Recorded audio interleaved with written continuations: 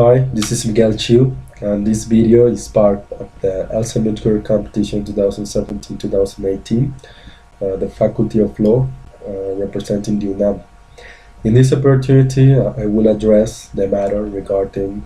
the relationship between the WTO and the public international law, which is an issue that has been discussed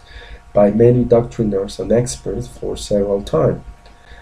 First of all, we might define the WTO as part of the huge system of the public international law. As you know, after the Second World War, the most part of international organizations were founded, such as the UN, the World Bank, the FMI, etc. Even though the WTO was founded until 1994, the precedence of its foundation was indeed the foundation of these all international organizations, which were funded on the basis of international public law. Therefore, we might define international public law as that system of rules and relationships, especially between states, but also between international organizations, since they both are international ends inside the system of the public international law.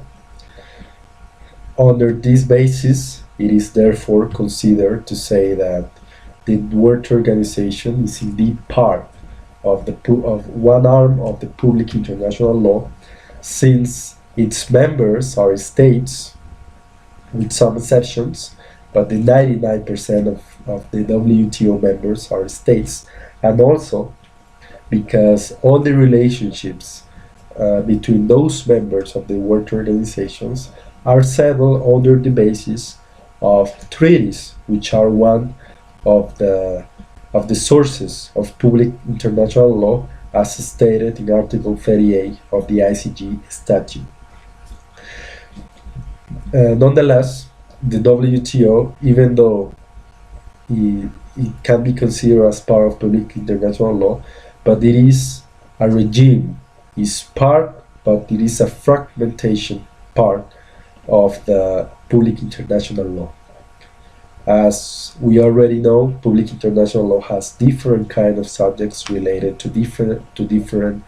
areas, as it could be the maritime area, human rights, environmental rights, etc. One of those areas of public international law is indeed international trade law. And for that reason, the international trade law, even though if it's part of the public international law, but it has their own rules and their own system inside a huge system that it is public international law. The first thing we have to in which we have to make a difference is the jurisdiction of the dispute arising in the World Organization and the applicability of the law that could be used by the dispute settlement system in order to resolve those disputes. Article 1 of the DSU, the Dispute Settlement Understanding, which is the proceeding, the law settling the proceeding inside the World Organization, established that the rules, procedures of that law will be used only in the applicability of disputes arising of what it is named as the covered agreements. The covered agreements are those treaties,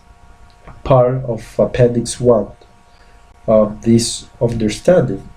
Therefore, the dispute settlement system can only resolve conflicts arising from those disputes. But this is not a limitation for the applicability of the law by resolving those disputes. Actually, there is no kind of limitation inside the dispute settlement understanding, establishing that the only law that will be used in order to resolve these disputes will be the covered agreements. Therefore, by stating an interpretation with the basis of the WTO being part of public international law, we might consider that the public international law, treaties, principles, any kind of customary international law can be used in order to give light to, to those disputes in which it is necessary to bring other kinds of principles in order to resolve those disputes. Uh, Nonetheless, by applicating those treaties and those sources of public international law, the DSB, the dispute settlement body, must be sure not to diminish any kind of rights of obligation from the covered agreements.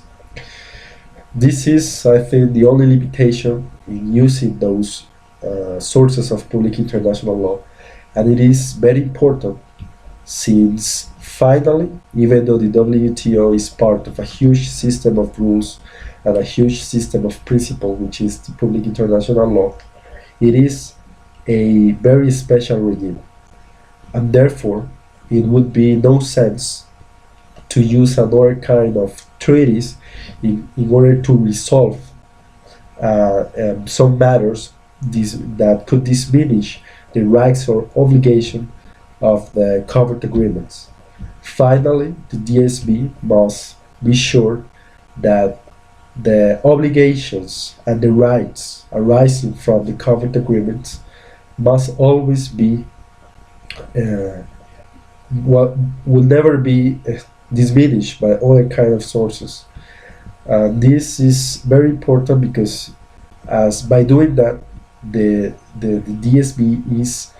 enforcing one of the principles of the World Organization, which is the predictability and the security of the trading relationship between its members. Bearing in mind that the World Organization is one of the only international organizations that can establish retaliatory measures in order to oblige those members to be consistent with the sentences and with the rules and obligations of the World Organization. Therefore, it's very important not to diminish, not use other law, meaning non-WTO law, whatever it could be, not use it in a way to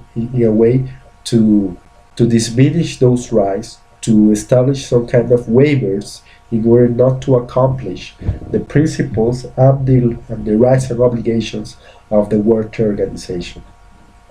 Also, it's very important the relationship of the public international law with the WTO, because as more and more the DSB is affronting cases in which trade it is not the only relationships affected in those disputes, but also we have some relationships relating to human rights, relating in particular to environmental rights, and to other kind of subjects that are not part of the range of the World Trade Organization. Therefore, even though you cannot diminish the rights arising by the covered agreement, but it is always positive to have this huge variety of rules in order to establish in order to resolve those cases in which there are relationships between other kind of areas. Therefore, in conclusion, we can say that public international law plays a really important role inside the multilateral trading system, since it gives light to resolving the dispute arising of the covered agreements. The dispute settlement body therefore can use customary rules of interpretation, can use principles of international public law, even though this cannot be in a way of diminished rights and obligation, but they are positive because it gives light to the treaties of the WTO members, such as guidance in sentences of other international courts. Therefore, it's very positive to use these treaties in the WTO. Thank you.